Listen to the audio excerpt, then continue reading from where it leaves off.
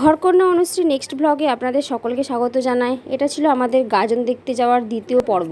তো সবাই আমরা টোটোয় করে বেরিয়ে পড়েছিলাম। এটা আমাদের সবার ফ্যামিলির সমস্ত মেম্বার যারা আছে দেখতে পাচ্ছেন, এদেরকে নিয়েই আমি বেরোই।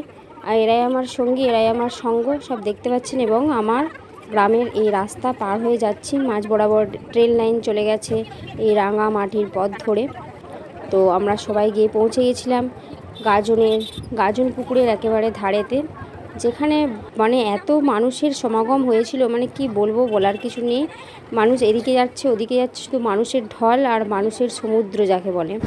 অনেক গ্রাম থেকে মানুষ এসেছিলো। এই যে গাছগুলো দেখতে পাচ্ছেন, এর উপরে চড়বে ভক্তেরা। গাছগুলোকে এখন বাঁধা হচ্ছে, এগুলোকে বাঁশ দিয়ে তৈরি করা হয়।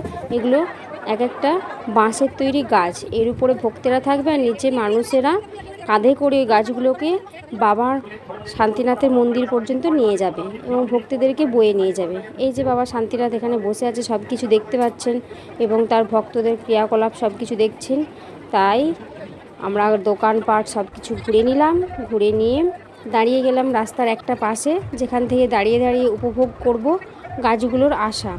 এই ভিডিও তো অনেক আগে বানিয়েছিলাম, দেওয়ার তো সময় হয়নি, তাই এখনই দিয়ে দিলাম। আপনারা যদি দেখেন তো একটু এনজয় করে নিতে পারেন।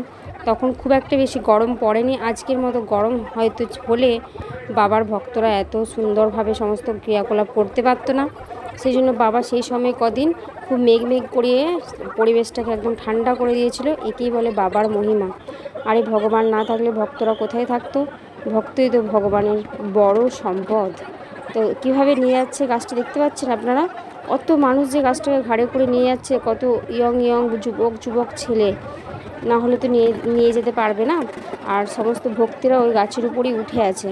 অনেকগুলো 4টে গাছ হয়, তো কিছুগুলো মানে ভক্তদের জন্য, কিছুটা পাঠ ভক্তের জন্য, এইসব আমি শুনলাম মায়ের কাছ থেকে।